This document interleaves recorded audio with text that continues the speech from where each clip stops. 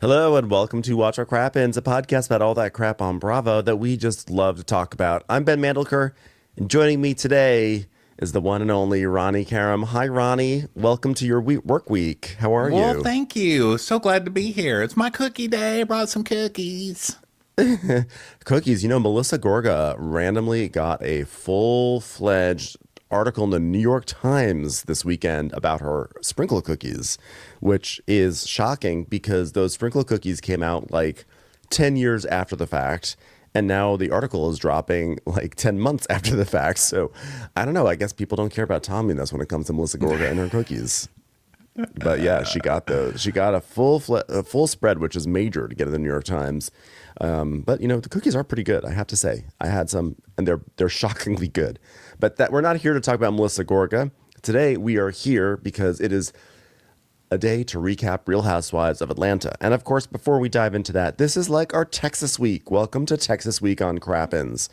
And it's Texas Week because I'm going to Texas. I'm joining my work husband Ronnie in Texas, and we are putting on a show in Austin this Friday at Emo's, where we will recap the most recent episode of Summer House. And then the next day we are driving to Dallas, so there will be a Ben and Ronnie on the road bonus episode to come.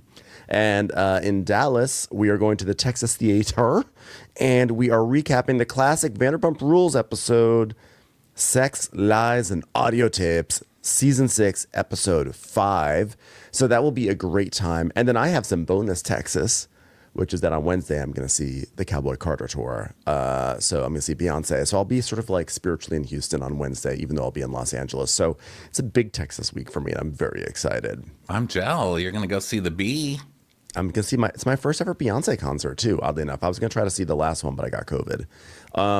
But also, please join us on Patreon, patreon.com/watchforcrappens, to get access to bonus episodes like our upcoming one, or all the ones in the past that we've done that have been wonderful. And also you can watch us with Crappens on demand. So you don't just listen, you can watch. Oh, and by the way, our tickets, go to watchforcrappens.com to get links to our tickets. And I think that's all the major stuff. Oh, of course, we just added 2 new shows. In case you missed it last week, we added a Los Angeles show and a Seattle show. The Seattle show is June 12th.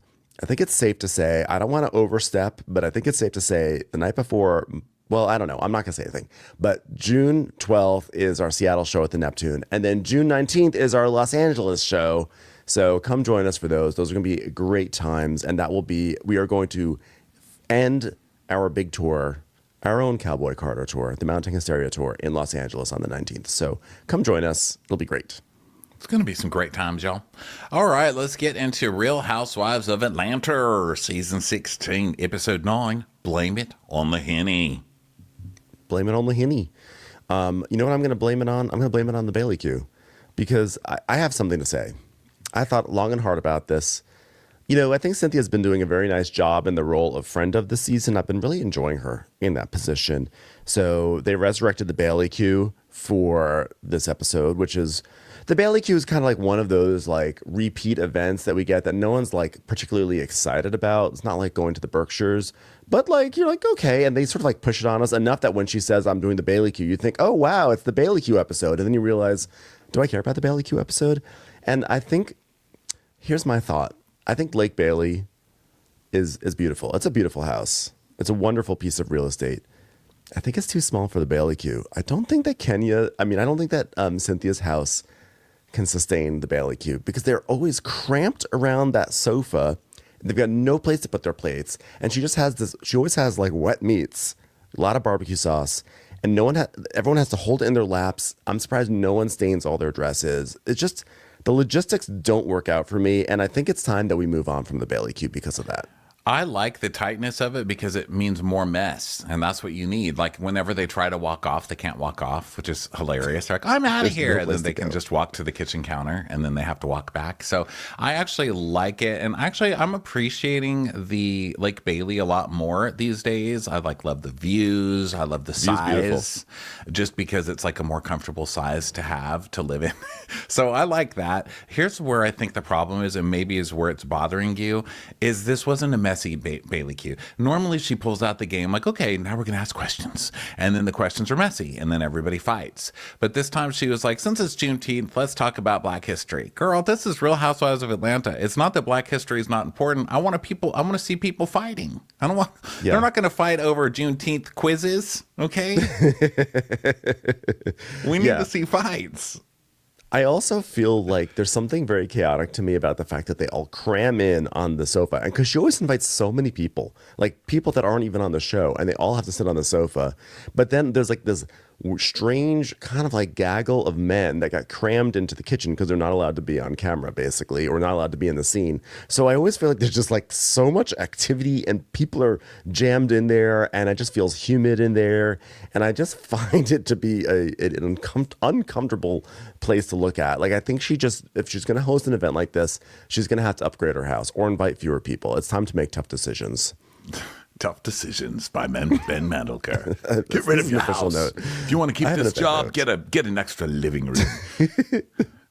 It's my official note on this. Okay, so speaking of Cynthia, oddly enough, Cynthia opens up the show. They've been experimenting with different ways to do the previouslys on Atlanta. I mean, I kind of feel like, can we just get some normal previouslys? Can we just like I don't need there to be a skit when we do previouslys. I just give us previously on Atlanta and show us some scenes. I don't like last week was a real low with that song, and now Cynthia's doing a whole thing which is a little bit better, where she's like, oh, I had to recap what happened in Nashville, so I had to go talk to everyone to find out what really happened, and the trip was a little bit weird, and I took my butt to bed early, so now I've got to find out what happened. So then we just see her basically talking to everyone.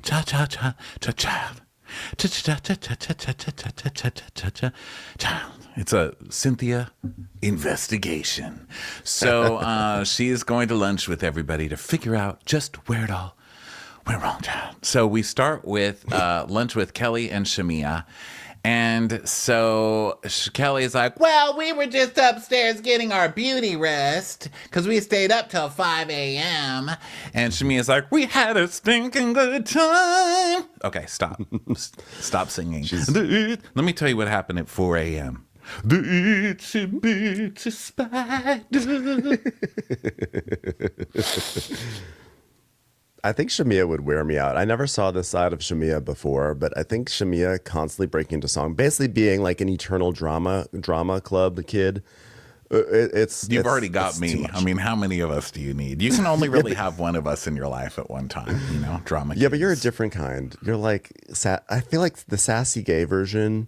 You're not even that sassy, but I think the gay theater queen vibe is one thing. But it's sort of like supposed to say you're not even that gay.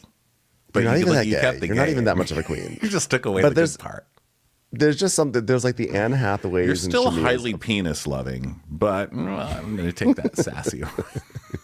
Because I think you're like aware versus, you sort of get that sense that every time Shamia breaks into song, she's doing like a micro audition. And I don't think that you're doing that. You're usually singing in pursuit of being funny. No, I learned what happens at auditions with me. Nothing.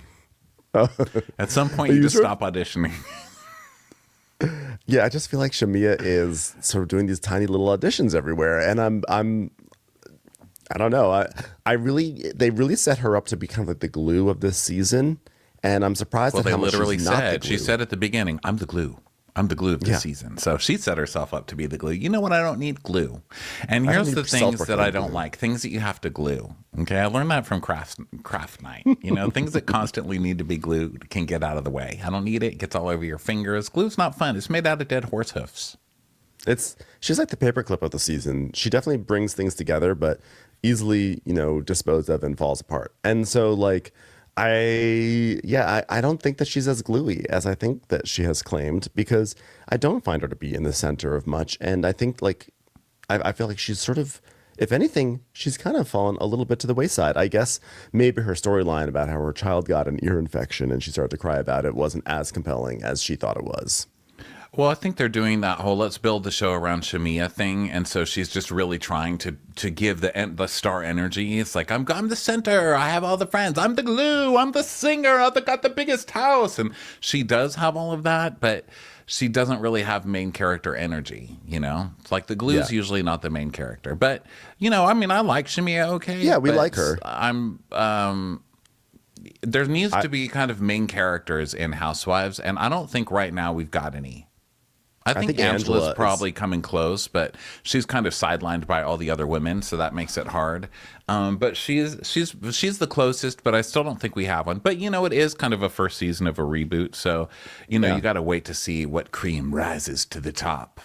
Well, I think that like Shamia, like her trajectory looked like it was going up, and then it's kind of plateaued a bit, but still like her. I mean, look, I've always enjoyed Shamia, even in old versions of Atlanta.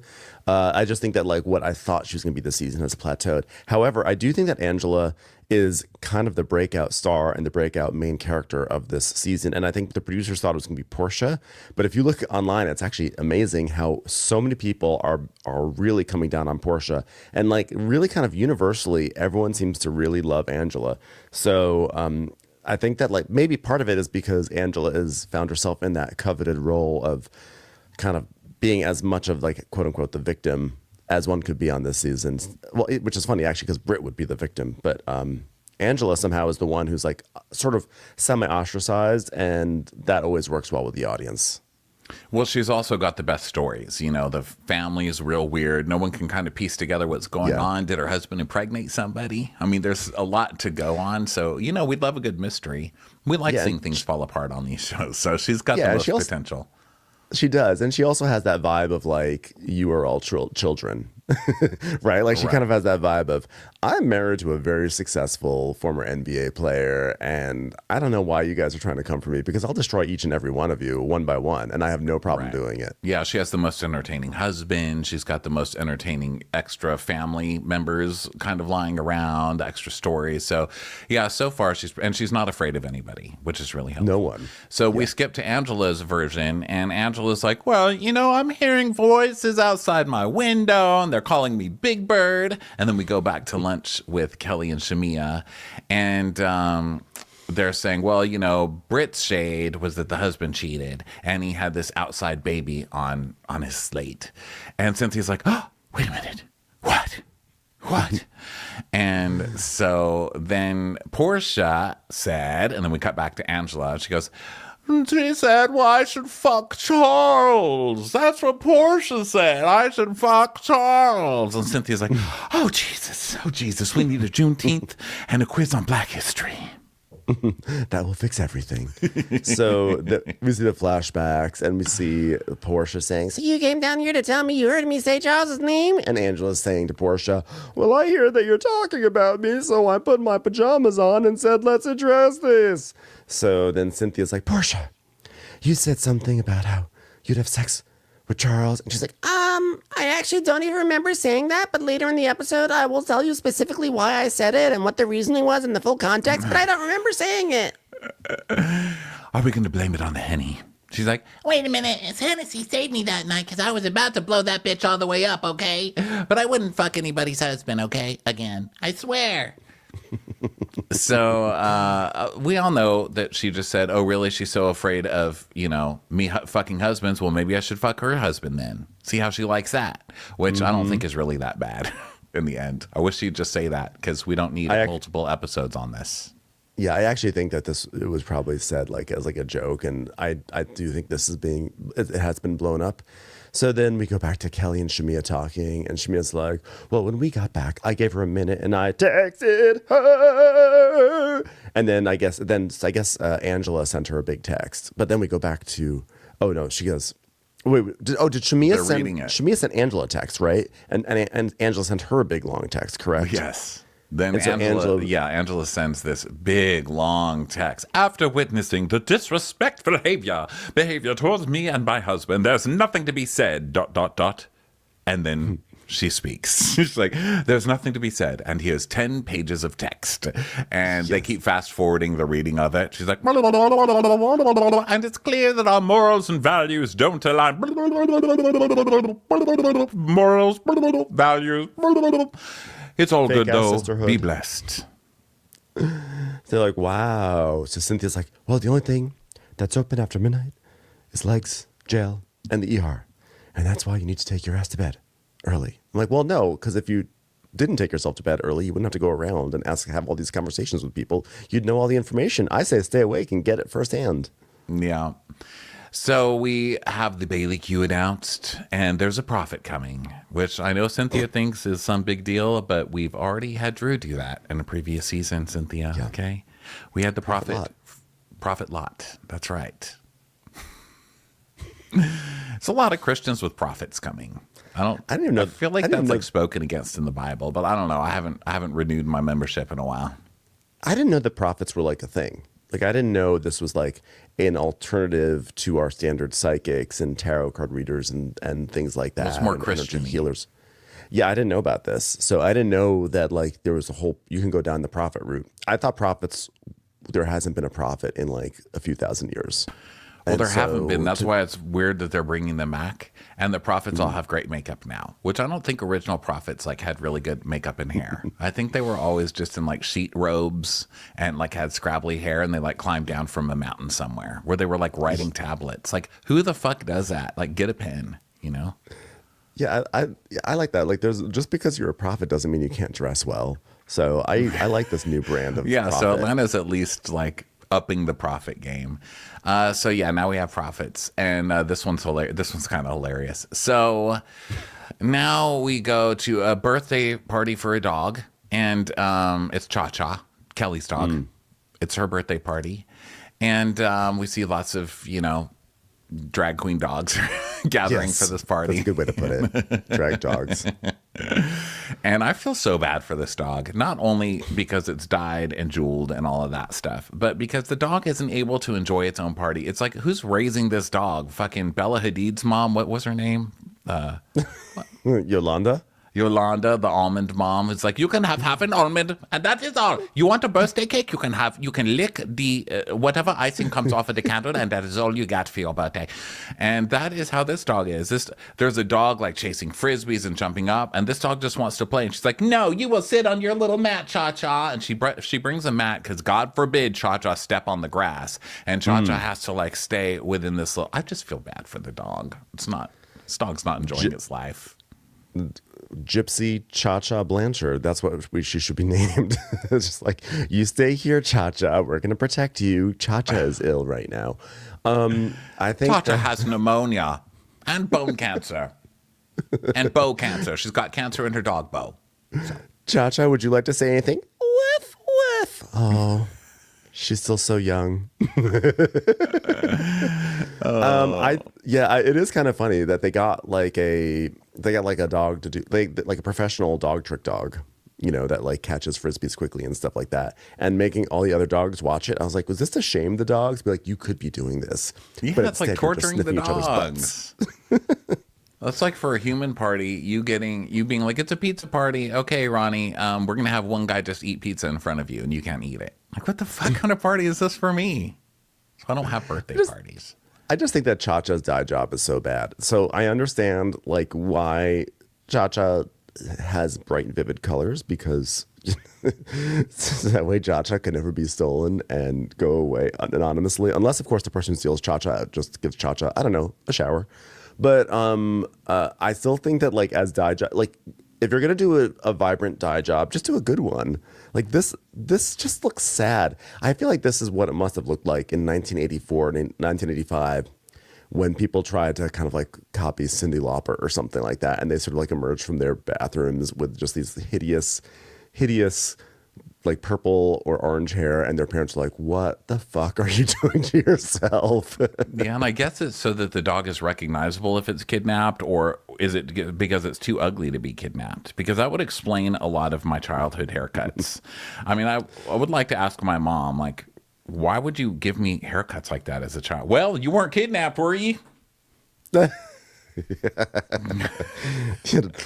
An identifying haircut. Did you have a signature haircut? Did your mom was it like Edward Scissorhands? Okay, I mean, no kidnapper. Even the kidnappers didn't want you. I'd leave you out in front of the grocery store in that little nickel horsey. You put a nickel in, you'd bounce up and down the horsey in a parking lot. I'd just leave you out there, and nobody took you because you were ugly. Okay, I made you ugly enough that nobody wanted you.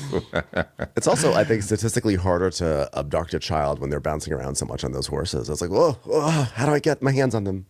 Can I get a less active child? So Kelly's talking about this dog party, and she's like, "Oh, my dog is fabulous. She gets the hair salon for 9 hours and gets her hair colored and gets a massage and her lashes put on." Okay, that's too much. You cannot glue lashes to a dog, but she does. Gets her jewels put onto her fur, and sometimes she gets her nails done, and it costs over $1,000. Girl, pay your rent and get your clothes off rolling racks in one of your kids' rooms. You know what I mean? That's when you have extra money. When you have money to do your dogs for $1,000, your clothes are not on rolling racks, and you've paid your rent for your store, for the Waffle Empire.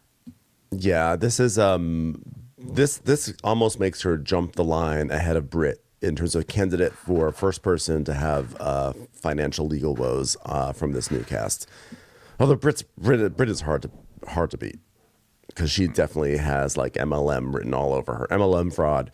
But I guess we'll see. But I think usually when someone's doing this kind of ostentatious display of spending money, usually it's to cover up, in my mind, terrible spending habits. Yeah. Or it actually is a terrible spending habit. It just shows. Then it's a symptom of. Thank you. Period. Symptom of bad.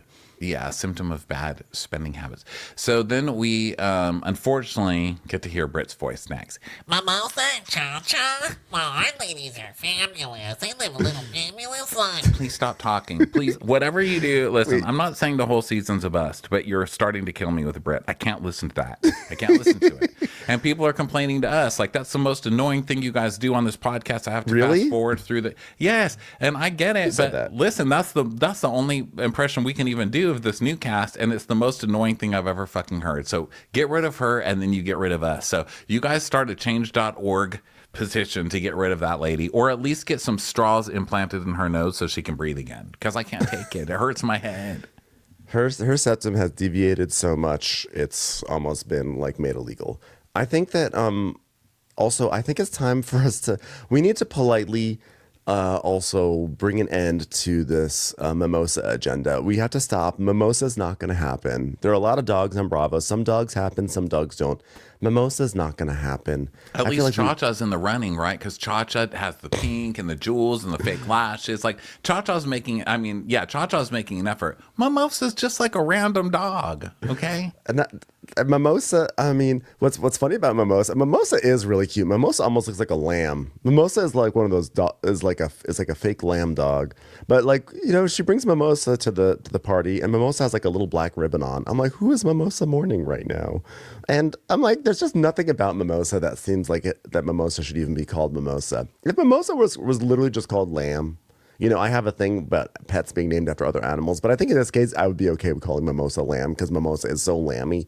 But I feel like every episode it's like, Mimosa. And I'm like, I don't know. I have not accepted it. I agree with you. And also, when I think of the word mimosa, I just think of waste of a glass, because you're pouring orange juice in a champagne. Like, just give me the champagne, okay? If you want me to have orange juice with it, put it on the side, but don't charge me $15 for a half a glass of champagne. So I just feel like mimosa's wasting my time in general. So, and also like mimosa connotes brunch. You think of like a Sunday being fabulous, casual, fun, drinking, all like bottomless mimosas. It's gonna be a wonderful day. And then every time you see this poor dog, it's just sitting there like a lammy lump. It's like a little sad lamb. There's nothing about this dog that like speaks of brunch. I mean, Chacha speaks of brunch. Chacha should be called Mimosa, if anything, not Chacha. But like Mimosa, it's just not happening. Sorry. Babe. We're voting Mimosa out. So take her with you, Britt. You're also voted out. So we find out that Britt's mom is moving in with her, which is good, because she has that unstable sister who, you know, is going to come make everything about herself, which she does. That's what she does in this episode. I would not speak to this sister. I'm telling you that right now. That sister's too much. You know everything that you do. That sister's like, well, what about me? And starts the fake crying. Get the fuck out of here. We're adults. I don't have to take this shit. Go home. That sister, I mean, look, we should have known. Her name is Cher, and she looks like Snooki, so you know she's going to be dramatic, and she certainly is. And she is. So we find out that the mom is moving into Britt's house, and she's selling her house, and so this is at least going to be funny. And then we see a flashback to Britt chatting with her mom and Angela, and the mom's like, well, I'll move into your house for a little while, but then when you have that baby, I'm moving out. Bye. She's like, no, Mom, that's why I want you to be here. Free baby care. She's like, I'm retired from. I already raised 3 monsters. I'm not gonna ruin another one. So once that baby's here, I'm out. Raise your own monster. So Cher is also going to come help them pack, as we mentioned, and Britt's saying, well, you know, when I launched my insurance agency, my sisters worked for me, but then I sold the company, and it threw a wedge salad between my sisters and I, and gorgonzola smells. So then now the people are supportive of her again because she went through some drama with Kenya and her hoo-ha pics or whatever was out there, her blowjob pics. So she just wants everybody to get along, guys. Yeah. The sisters have come back together after an insurance agency nearly tore them asunder, which is still like low-key very funny. I'm sorry. I mean, you know, it's sad when sisters are, you know, when family hates each other. But the fact that it was like the sale of an insurance company that like drove a wedge between the 3 of them is like low-key very, very funny to me. But luckily, revenge porn can solve everything, and it has brought them all together. Yeah. So things are on the up and up. That's all you need. Just release some blowjob pics. So then we go to Porsha's house, and she's going to her mother's house, actually, and she's with PJ and Lauren. And Porsha's like, well, you know, it's been really rough because I haven't been the best mom. I've been in a bad mood, so I got her a dog. Yeah, this was such an unceremonious arrival of a new dog into Bravo. It was just like, oh, by the way, like here, I brought us some takeout, and Mom, I picked you up some Starbucks, and Pilar, here's a new dog that's already better than Mimosa. A living, breathing thing. Yeah, this dog is better than Mimosa because it's fancy. Already. You know, it's one of those fancy dogs. And then it's named after a good thing, peanut butter, which is good. Yeah. So it's I just love Porsha's whole thing. Like, I really don't have the energy to devote to my child's needs right now, so I just got her a dog. So hopefully that'll help. Yeah, because she basically is like, Pilar's getting to the age where she's wondering about having another sibling, and she's like, I don't know where the sibling's going to come from. So, well, they always say dogs need other dogs, so why not a child with a dog? That'll work, right? I like that she said she wants another sibling, and I don't know where to buy one. So. So she gets her a dog instead. So now they're talking about the divorce date with Simon. And, you know, of course, her family's always over supportive of Porsha. Porsha never does anything wrong. And she's like, well, you know, then I got a phone call about Dennis shooting with this girl, Drew. And they're like, oh, my God, how could Drew do this to you? How are you supposed to navigate with this, Porsha? Poor Porsha. You know, I'm literally sitting here and I'm like about to blow my cap because in that moment I felt betrayed because I was like, damn. But so not only did he do it, I mean, here she is downstairs and I got to deal with it. As we see in the scenes for later on this season, Porsha will be shooting a scene with Ralph. So normally I would say she's such a hypocrite, but I actually the stance I'm going to take is, that's how you do it. You don't get mad, you get even. So it's like, okay, you're going to film with Dennis, I will film with Ralph. Well, thanks for getting with the program, Porsha. That's, you know, welcome back. Yeah. So then she tells them about the trip and how she was in trouble and for all this stuff she doesn't even remember saying. And now Angela's all pissed at her and she just doesn't get it. She doesn't even remember. She's like, and so this heifer hears me and she comes downstairs and she keeps going on about her husband. And, you know, I said, you know, I'll do something to your husband. I mean, I don't remember saying it. But then she said, who called me Big Bird? And I'm like, oh my God, Porsha, you called her Big Bird? She goes, come on, it's my birthday. When do I get to be petty? Yeah, apparently I said some stuff or whatever. I mean, I don't even remember. I'm telling you, I did not call her Big Bird. And Lauren's like, who's Big Bird? She goes, I called her Big Bird. I mean, let me have my moment, but when do I get to be petty? Okay, I want to be petty. it's like, when have you not been petty, Porsha? When did you take a break? Okay, so now we go over to another doctor meeting with Shamia. It's not a doctor meeting. This is a surrogate meeting. So now she gets to meet the surrogate. And so she goes to see Shadina. And we bring in the surrogate. And it's Asha. So she's like, well, I just want to see if we vibe. Yeah, I want to see if Asha breaks out into song also. Are we going to have to compete over roles? Because it's not going to fly with me. I mean, what are you going to sit there and play Sackboy together? Just stick the egg in. Like, what do you need from me? I'm an oven. Do you need to sit here and talk to the cookies while they're being made? Just leave me out of it. Give me my money. I'll push your baby out. How about that? I would be the worst surrogate. If you called me while I was pregnant with your baby and you're like, how are you feeling? I'd be like, fuck off. I'd be feeling a lot better if there was ice cream here right now that you sent through Uber Eats. Yeah, Asha, she comes in. She seems like a perfectly nice person, and they basically FaceTime. But Shamia does ask if Asha's dating someone, and she's like, no. But apparently, if Asha does start to date someone, they're like, you have to tell us because my baby is going to be in you, and I can't share that space with some guy's dick. I can't have some random peen poking my baby's head. Yeah. No occupancy. Okay. It's taken. No vacancy, I should say. So anyway, Asha seems like a nice person. Then they FaceTime with Gerald and he's like, hi. And Shamia's just talking. I honestly don't care. I really don't care about her. I don't care. I don't care. So then we go over to Angela's house. She has schizophrenia.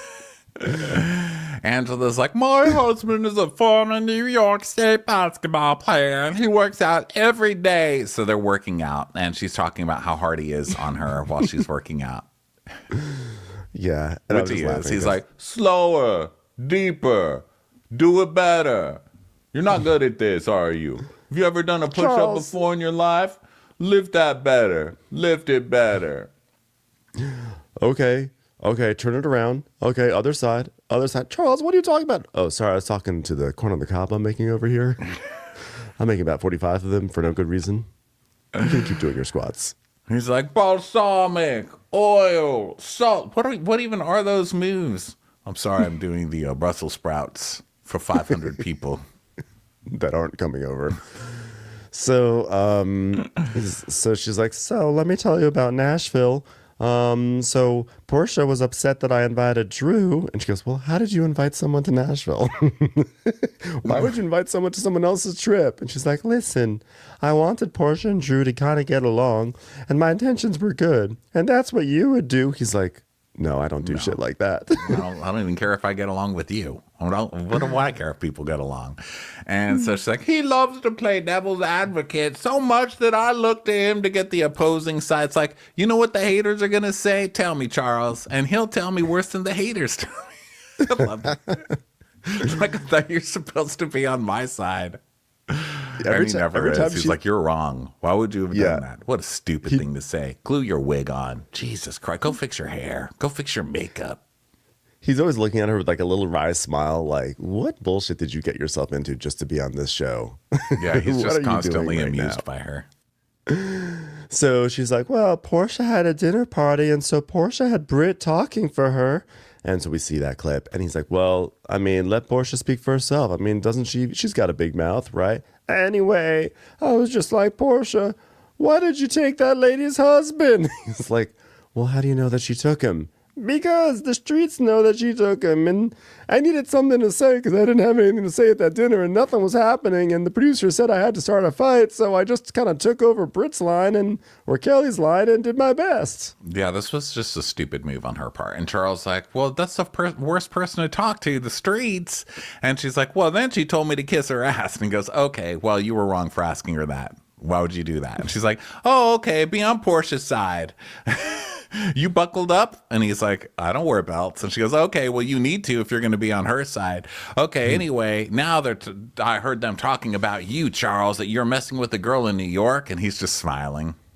And she goes, wait, are you even on the Porsche train about this one? He goes, she doesn't know me. What do I care? Well, you're just so easy to fuck. Anybody can just fuck Charles. She can fuck you. He goes, wow, no, she can't. People say anything. Yeah, I get I'm it. in my 60s. I got to helicopter that thing so long to get anything going. Why is everybody acting like it's the easiest thing? It might be easy for them. It's not easy for me. Well, I said, Porsha, I hear you talking about me and my husband, and you got anything to say? And she politely got her ass the fuck up out of there because it got real fast. I'm about to go to war, Charles. He's like, and I'm about to go to war on this macaroni and cheese. Okay, I'm about to make 45 pounds of it. Yeah, it's like showing the west side of Chicago, baby. She's like, I will. So then we go back to the Porsha and family scene. And she's like, Yeah, I'm going to get an au pair now. So that's good.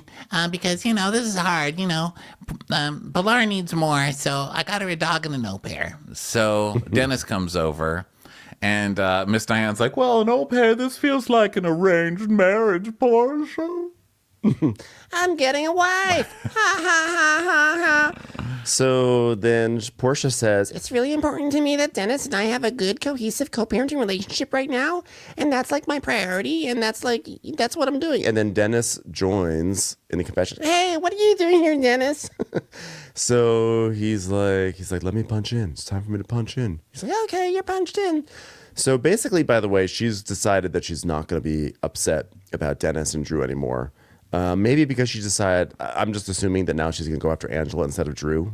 I don't know, but she's decided to drop the whole thing. Yeah, nothing came after that. Nothing came of that storyline. So she's like, okay, I'm going to try and fuck with somebody else now. So they're going to get an au pair from South Africa, and she's going to come over. Now, I cannot wait until this lady, we meet her, and she's very sweet, very young, and she's like, hello, I'm here to be your au pair. And I was like, oh my God, look at her now. And then imagine her in a couple seasons with a ball gown as a housewife. Fuck Dennis. Take over the show. I'm rooting for you, au pair. I'm rooting for I want her to go all the way. I want her to go come on, Phoebe. Phoebe. Go the distance like Lisa Barlow. So meanwhile, Dennis doesn't even understand what an au pair is. He's like, what's an au pair? Au pair? Au pair? Well, I don't even know what an au pair is. And she's like, The au pair is gonna stay with you at the house. She's gonna live there. he's like, wait. A young chick is just going to live in my house?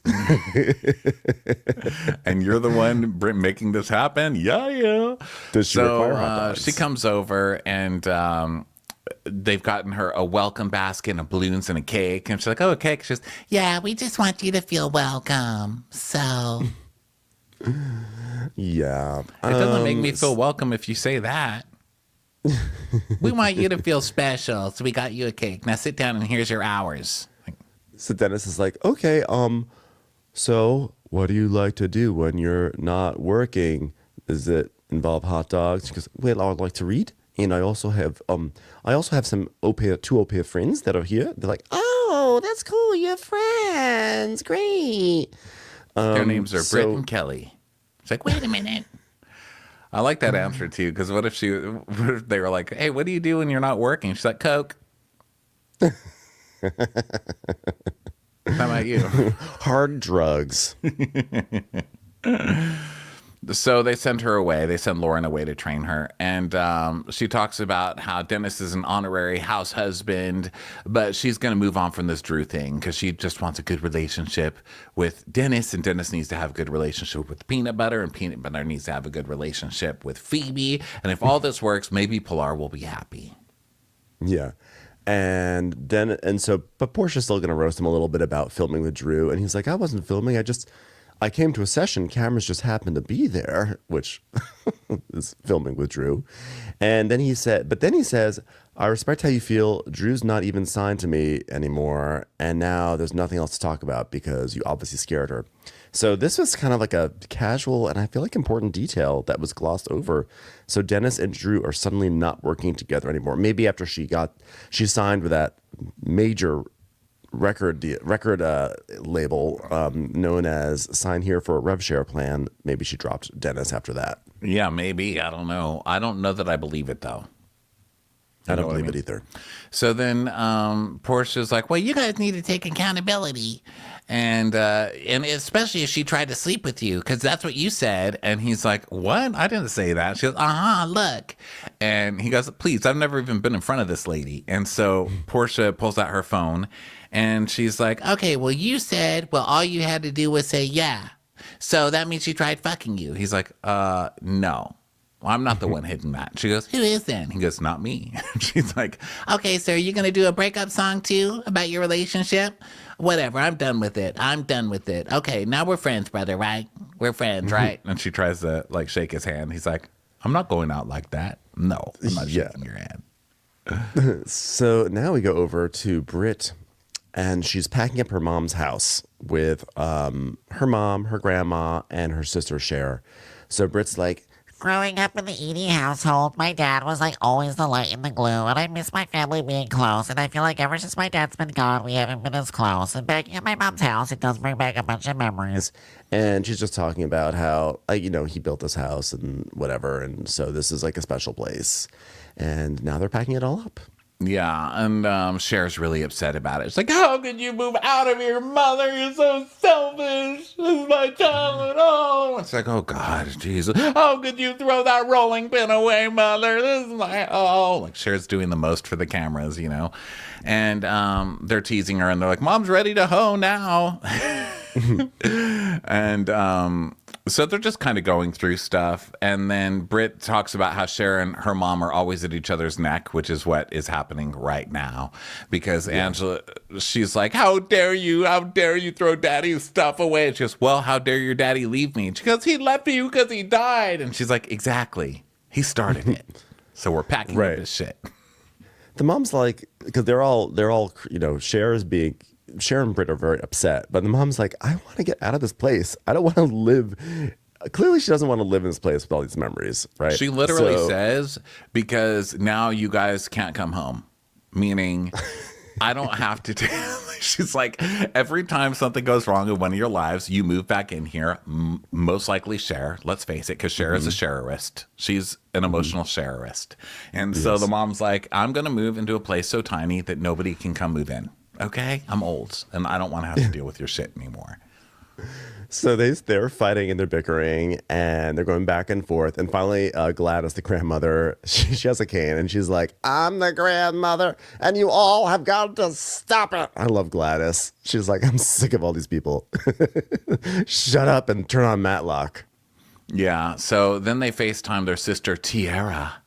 And Tiara does not even want to be on the phone with these people. She's like, wow, wish I could be there today, but I do think about you guys. And she was like, even me? You even love me? Why don't you answer my calls then? Because Cher, you're a drain on literally everybody in this family. I'm sorry that some random on the internet has to tell you you're a brat and you're draining the fuck out of your family. Okay? That's why nobody wants to call you, and that's why your mom is moving, so you can stop moving in with her. Fix yourself. Yeah. And then Tiara's like, well, we all deal with grief differently, which is why I haven't been calling. She goes, I get it, but I've been dealing with grief a long time, and it's not fair. So then they're crying, and Britt's like, okay, Cher, I don't care. It's not fair that she shut me out like this. So Britt's telling us about how Cher really took her father's death the hardest, and she's been really having a hard time, and she's just not ready to move forward. And Tiara's like, okay, love you all. Oh, I think I'm breaking up. Okay, bye. Yeah, she's like, we have bad reception. It's like, it's FaceTime. We can see you doing that. She's like, bye, I'm going down the stairs. Like, we see you pantomiming. Grief over here. Deal with some grief. Bye. She's like, I'm stuck behind a wall. I can no longer hear you. Must go. And so finally, grandmother Gladys goes, you know what? You have a good God upstairs. He takes care of everything. That's why you all have to stop fussing and acting like fools all the time. Now, come on. Let's put on some Kathy Bates. Yeah, and they're like, that's right, Grandma. And Cher's like, can I move in with you, Grandma? No, fuck no. No, fuck no. So then the Bailey Q. She's like, I usually do my Bailey Qs for the 4th of July. But now it's Juneteenth. And it's a national holiday. So now we're going to do it for Juneteenth. So Cynthia it's raining. So she's like, oh, and I'm bringing a prophet, by the way. So Britt's first there because she's in the new cast, and that's what newbies always show up first. So then other people come, and we meet Dr. Natasha, intuitive life strategist. I would love to know where she got her advanced degree from. And she's like, okay, all right. Intuition University. Where the tuition is what you're actually learning. So, so Dr. Natasha sits down with Britt and she goes, she's like a very, this prophet is kind of, sassy is not the right word. It's kind of like, she's like your girlfriend. She's like, I'm a prophet, but I'm also your girlfriend. She's like, okay, it's you. So you've been choosing other people for like so long, and now it's time to choose yourself, especially when it comes down to your business, if that makes sense. And there's a new business venture too. I was like, about as vague of a prophecy as could be. And Britt's like, Oh my God. She read my life in that moment. And she's starting a new business, guys, because she's putting a pause on everything agency and insurance, probably because she's being investigated. I mean, canceled. I mean, Jake, investigated for whatever. Jake from State Farm did not appreciate the rumors going around his brand. Yeah, she's like, not into dick pic insurance anymore. So now I'm doing my new business, which is, of course, Bare and naked. Yeah. I'm already bare naked. Like, I could do that for free. Yeah, shapewear. She's going to do shapewear, even though there's nothing in her bio that indicates that she would be like, that she's not, I'm not going to say qualified, but like there's nothing in her bio that's like, I have passing interest in fashion or shapewear, things like that. Although, to be fair, same could be said for really so many people who go into shapewear. So I guess I can't really hold her feet to the fire too much. But she's doing the classic insurance to shapewear pivot. And this is what's keeping her forward. I would like to see an original Real Housewives business. You know, I'm sick of the same old things like shapewear. Same. I'm going to do some like wig pieces. I'm going to do candles. How about like scents, phone mounts, or like a phone charger? I don't know. Like Tupperware. Tupperware would be a fun throwback. Or like, why does everyone have to be an entrepreneur? You know, phone cards. Like, what about I've decided to focus on my new passion, which is I'm going to be a waitress at a nice restaurant. Sloth hunting. Sloth hunting. I'm going to be a zookeeper. Yeah, why doesn't something. I mean, give me something new. Fucking shapewear. I'm just sick. Makeup line. Oh, miss a moisturizer. Do something new. I'm bored. I feel like it's also so pigeonholing. Not that that's even a verb, but it's kind of like it kind of is like cementing this idea that if you're like a woman who wants to have a job or business, like you have to just slot yourself into some of these like feminine categories, and that's that. And I just feel like the world of employment and also entrepreneurship for women is so much bigger than Bravo presents. And it's just kind of like the same thing every single time. Well, this is stuff that they can sell online to housewives audiences, right? I think that's super important. Like, you need to be able to talk about it on 100%. TV and then have people order it. But everyone's chasing this skinny girl thing, and they're hoping to get like dildos is the best one. Candy's dildo MLM is my favorite one because that's like unique, you know. How dare you when we live in a universe where Sonia's toaster oven is a thing. That never came to fruition though, so it doesn't count. But it was a great but it was a disruptor. It was. So it was saying like, disruptor. What's my thing? Well, I'd make things in the toaster. I'm going to come out with the toaster oven. It was pretty good. That's usually what all these are. It's like, okay, I almost wonder, is there like a business consultant that works with Bravo where they say, okay, we want to give you an entrepreneurial storyline this season. Here are your options. And whichever one you choose, we will connect you with someone who's going to help you make this come to fruition over the course of the season. I almost wonder if they do that because it's always the same shit. Can we get it? Like, how about someone's like, I want to open up a business that sells sailboats, you know? Or like hot Yeah, tubs. just anything new. It's boring. So Dr. Natasha is saying, okay, Kelly, you need to focus on new beginnings, Kelly. Everything new for you, right? Because, you went through a bad depression after your marriage ended, right? Your marriage ended. Yep, I know about that. And what did he try to do with the car? He did that to be vindictive. That's why he sold it. And she's like, oh, no one knew about him selling the G-Wagon he bought me for our 10-year wedding anniversary. Nobody knew that.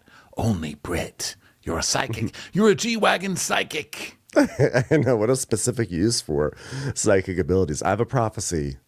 A prophecy that's more of a question. Why did he try to sell your G-Wagon? Well, you're supposed to answer that. You're the prophet. I think he took it back to the place that you leased it from because he was no longer going to be paying for that, is what I think. Because who pays for a G-Wagon outright? Nobody. Yeah. Aren't those exactly. like $250,000? I'm not paying for that. You nuts. By the way, did the prophet actually have any prophecies? The prophet was just basically flexing that she knew something about these people. And really, she didn't even do that. She just said she sort of sprung a bunch of traps that they could fall into, and then and divulge information to her. Yeah, and I like that she's like a psychic who knows about your finances. She's like, Ronnie, you're behind on your gym membership that you never go to. Now, why did you switch from LA Fitness to 24-hour fitness?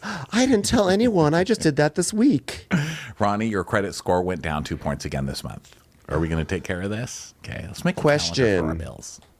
Question, I noticed that you just refilled your Starbucks card, $20. Why not go a full $50? Just wondering. Honestly, how much is fucking Starbucks? I feel like I'm refilling that card every 2 days. It's so expensive They're now. like, well, you're out of a card. I just filled that up with $25. What are you charging for this shit these days? My God, it's milk in a cup. That's all I have is chocolate milk. Well, I get a 2-pump mocha with no ice. So it's basically like chocolate milk for adults. I'm like, why is that over $50? I'm not doing that anymore. I'm making it from home now. You can suck it. Okay, come up with that, Starbucks psychic. The prophet has a question for you, Ronnie. Why do you do 2 pumps instead of 1 pump? It's like, wow, you're a very specific prophet. You really It comes with 6 pumps. So that's my way of showing that I'm like making an effort. So I'm putting it out to the universe. By the way, I think this is just a note for all these coffee shops that like do pumps like Dunkin' and Starbucks and others. When you want to do modifications, could you at least put something in the app that shows what like the default pump level is? Because sometimes I'll be like, I want to add like 2 pumps to something, and then you go and it says it's 3 pumps, and I'm like, so does that mean I want a total of 5 pumps? Is that too much? I'm always sort of unsure about the pump situation, and I wish you have to ask. That's something you have to know about. Yeah, I wish they would clarify like what I need to have like some pump regulation and some pump standardizing. That way I can know my adjustments. Yeah. Well, I think that's a fair request. I don't think you're going to get it. No, I won't. But I think it's not in this request. economy. Not this economy. With not your with these tariffs and tariffs. your nastiness. I ain't buying that for one damn cotton picking second, y'alls. So with that being said, we now move to Shamia arriving, and Shamia is like, first of all, she has a full whole like sort of, it's not like a necklace. I don't know what you would call that kind of like brass gold thing that sort of goes around the neck and around sort of the clavicle. But she has some African garb. She has the headdress and everything, and she is like, first of all, you're not going to tell me I'm invited to a Juneteenth barbecue and I'm not going to wear my African clothes. I mean, do you know my husband is Kenyan? Dashiki me. So she's in full dashiki mode, and Cynthia's like, okay, Tosh, I want you to feel Angela's energy and give her some insight. So Dr. Natasha is basically like, okay, question. Why do you still have your Blockbuster card? Wow, she really knew me. She knows me. I think when was she wearing the big earrings? Was that when she was in the... Shamia, at this moment right now, Shamia had enormous earrings on. They're like cymbals. They're like drums. I mean, they're not round, but they're gigantic. And then at one point, chimes. she had one turned around, and I was like, "That's so embarrassing." I was like, "Are they ping pong paddles? This is too much." And then what if somebody asks you something and you shake your head emphatically to deny it? You're going to poke your goddamn eye out, and then you're going to be in the hospital again, and then we're going to have another scene of Shamia at a doctor. Okay. Shamia's earrings were like clean energy solutions. I swear, like they were powering a turbine somewhere with the amount of times they were twirling and catching wind. So anyway, Dr. Natasha is giving a prophecy to Angela, and she's like, well, something that's going on in terms of an individual, and this could be a spouse. Y'all need a vacation or something because like they got comfortable. the comfort has to stop, okay? And TMI, you know, us women, we get consumed with work and life and all that stuff, and like sometimes we lose our sexual commitment. And Angela's like, okay, so where's my phone? Let me go to Victoria's Secret real quick. Okay, and another thing, Victoria's Secret, they owe you a discount. You've been shopping there a lot. It's like, wow. You really know my shopping history. So then we go to Angela, and she's like, well, let me see. You're too comfortable. I see something about Brussels sprouts. A kitchen's never cleaned. And you bought 6 stamps from the post office last week. She's like, oh my God, that's really good. So Angela's like, why? Let's listen. Of course there's issues in my marriage. We've been married for 10 years and he's in his 60s or something. So yeah. Do you want to have to do the helicopter every time you try and climb on top of someone? His love language is cleaning the kitchen. I'll take it. So then Dr. Natasha, she did so well with her G-Wagon strike. Like she hit gold with that one when she did the, why'd you sell your car? And then Kelly's like, oh my God, that happened. So she tries it a second time. Girl, don't go back there. You did it. You don't try it. She goes, okay, now who here has a Porsche? Am I right? A Porsche? And everyone's like, I don't have a Porsche. She's like, okay. Like, well, there is a Porsche in our group. There's a Porsche. And so they're like, ha ha ha, oh my God, she guessed Porsche. So then she tells Dr. Natasha 2025 is her money-making year. And I don't think that means that music is successful because I don't think music makes you money anymore, right? How do you make money from music? I think it's hard. And I think especially, like, I think Shamia, I applaud Shamia deciding that she's going to give it a full shot to become a pop star. But there are just certain rude aspects of the music industry. And one of them is that if you're like over, I don't know, 23, you're basically an old hag and you will not be accepted in music. And so I just think like she has an uphill battle. Yeah. But ain't all battles kind of uphill at some point, man. Sometimes you got to just go up that hill if it's worth it. Maybe they should stop fighting battles on hills. I mean, find a flat surface, everyone. Make your lives easier. Am I right? So avoid hills. Fight only in the plains. So Dr. Natasha says to Shamia, as you said, she said, 2025 is your money-making year. So Shamia responds by going, what? I'm going to make some money. So now Porsha comes over, and Angela's not going to speak with Porsha until they address the elephant in the room, which is Nashville. The place we just went to. I was like, okay, we know the elephant. So Porsha's like, am I headed for a divorce? Oh, no, everybody knows about me because all you have to do is read the press. I'm in the press all the time. And the prophet's like, really, Porsha? You're going to kind of step on my gig here? Okay, come on. It's called Yes and. Okay, just go with the prophet thing. So then Drew arrives, and then Dr. Natasha is basically... Kelly is like, well, Drew's an actress, so you have to be really careful with her because you don't know what you're going to get. And she's like, oh, well, I'm going to talk to Drew in private because I know she doesn't want to share. I'm like, Drew, like I said, she's an actress. If she can take the stage, she will take it. Yeah, she's going to take it. And then they're like, well, Drew, I need to speak with Drew privately, guys, because Drew's extremely depressing. She would prefer that I do my end of this reading from a basement. Do you have a basement that I can go down into? She feels just more makes her feel more secure. Yeah. And so Portia's like, that girl's so extra. Yeah, because Drew's like, yeah, I don't want to do this in front of certain people. I just want to have some alone time. Oh gosh. So Portia's like, oh, wow. It's like she wants to tell lies in front of everyone, but she wants to tell the truth in private. Girl, just go ahead and get red in front of all of us. So Kelly's asking Angela how she's feeling because she hasn't seen her since Nashville. And Angela's like, I've been living a good vibe. It should be noted, by the way, that Angela is fully fanning herself because once again, she's overheating. And then so Angela says she's been living a good vibe. And Britt goes, Well, you receive what you give. Well, last time I checked, Britt, by the way, Angela gave a very good vibe to you at that whiskey tasting, and then you guys hugged. And it seemed like everything was good, and then you immediately turned around and became a bitch to her yet again. Yeah, Britt's just trying to start something because she's on TV, and it's kind of exhausting. It's like another new girl attempt at a war. We already had last week's massive fail, so it's like, oh God, Britt, here we go. So she's like, yeah, you need a good vibe start at home. And Angela's like, all right, well, let's talk about it then.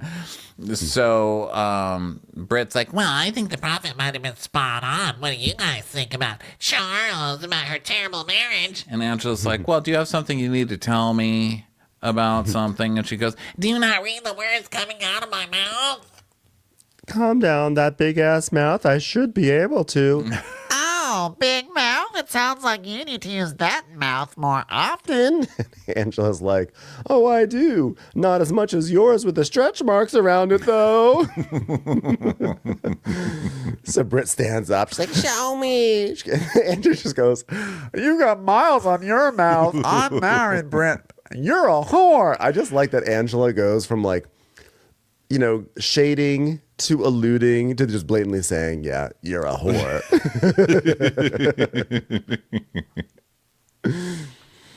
She's like, yeah, you got miles on your mouth. You're using your mouth a lot. What I'm trying to say, you're a whore. You're a whore. You're just basically a whore. You give a lot of fellatio. Whore.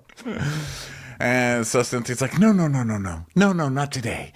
And Britt's like, well, maybe you need to be a whore in your bedroom and keep your man. Okay, you know, I don't love this. Again, it's like every time the man is accused of having a baby or cheating, everyone's like, well, it's your fault. You didn't fuck him enough. Yeah. It's like, come It's on. old It's like, fashioned. stop being gross. So then Drew is saying that she can't be with the group because she just has to protect her peace. Okay. Oh, yeah, whatever that means. And she's like, the ancestors are turning over. And Angela's like, you might need to revisit your marriage, Britt. Well, your husband hasn't even acknowledged that he's been married to you for the last 10 years. And she goes, well, the world knows. She's like, the world knows about that baby. And Kelly's like, the world knows about that baby, though. Huh? Who has the Yeah, so baby? Kelly's trying to come back up Britt. Kelly, you've chosen the wrong side on this. And at least it looks like she figures that out soon. But it's hard to like Kelly as much because she's just so hard for the wrong side every time. Yeah. So Shamia's like, well, listen, if someone said my husband had a side baby, I'd be excited. I wouldn't have to pay a surrogate. I'd be like, where's the baby? Put an air tag on the baby. That's my baby. Taking the baby. It's my baby. So, so this is all very entertaining. Like, I'm chuckling along because it's silly. I thought Angela's being really funny. I'm like, this is fun. I enjoy this. I'm really enjoying the season. Cynthia's like, everyone, I know we're having a scene where we're being kind of spicy and shady and being kind of funny. Let's stop it all. It's time to do a quiz. I was like, oh God, not questions. Yep.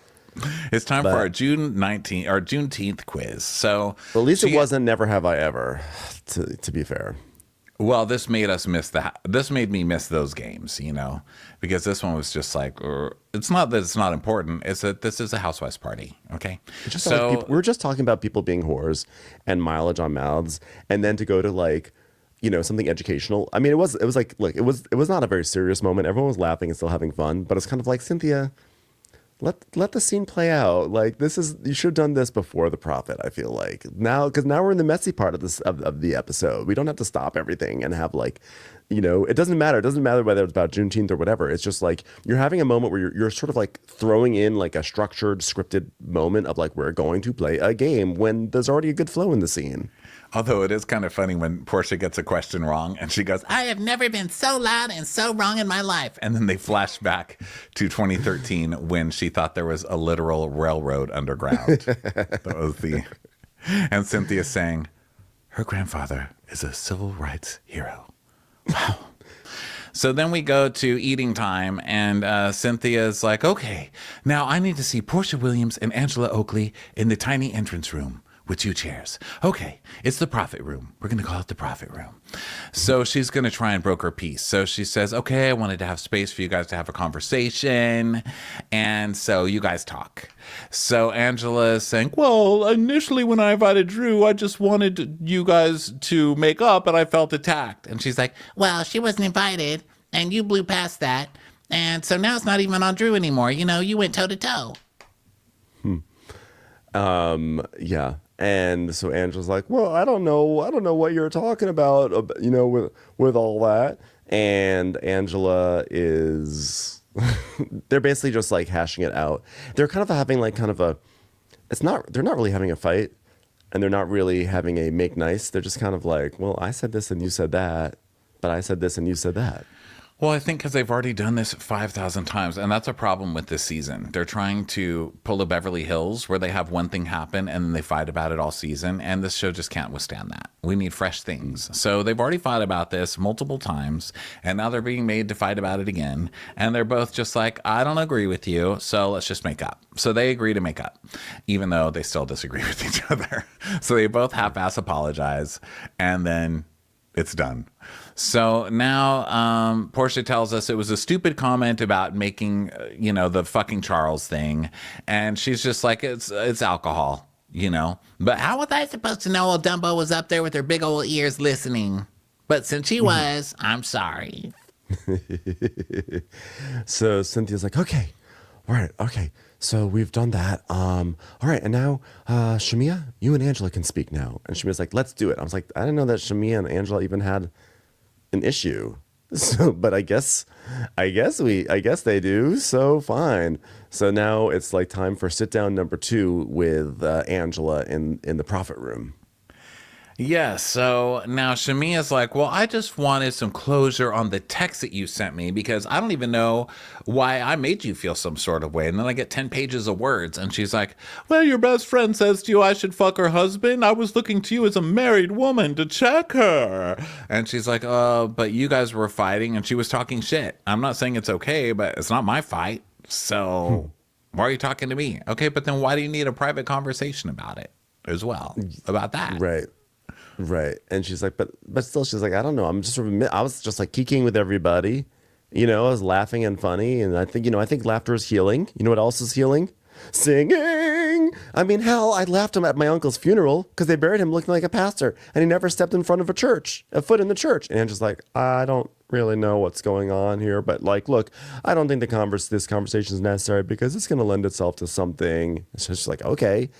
But I think it's fair to say, like, puzzled. This girl was being an asshole to me, and you're supposed to be my friend, and you just sat out there laughing at all these jokes about my husband having a baby and her fucking my husband. Like, it would have been nice to stand up for me instead of just being like, well, that's just Porsha. I think that's kind of uncool, but whatever. I mean, I don't know why anybody would expect Shamia to do anything but stand up for Porsha at this point. That's all. That's how she got on here. Yeah. So basically, Shamia's like, well, they're both kind of end it in a place of like, well, we'll just agree to disagree. I feel like we should be mad at each other, but I also don't understand why we're sitting here having this conversation in the first place. Let's just go back and enjoy the rest of Juneteenth, whatever we can. Let's see what the prophet has to say for ourselves. So they're like, we absolutely. So then they go back in and the party continues, and the prophet's just like, Angela, don't forget to pay your Instacart yearly membership. You're gonna have to pay for delivery. She's like, all right, prophet. Angela, are you aware that you included a Showtime add-on to your Paramount Plus membership? That brings us to the end of Real Housewives of Atlanta. Join us over on Patreon for video recaps and bonus episodes. Last week we did a Below Deck trailer trash. So before that we did a Next Gen NYC trailer trash. This week we'll probably do a Real Housewives of Miami preview. So that's all fun and games. Go over there. Also come to our shows in Texas this week. We will be recapping Summer House in Austin, and in Dallas we will be doing Vanderpump Rules Season 5 Episode 6 or Season 6 Episode 5 called Sex, Lies, and Videotape. Audio tape, right? And then in Vegas, we're going to be the following week. And then we added shows in Los Angeles and Seattle in June. And that will finish us up for the tour. So go to watchwhatcrappens.com for ticket links and all of that good stuff. And we'll talk to you next time, y'allses. Bye. Bye.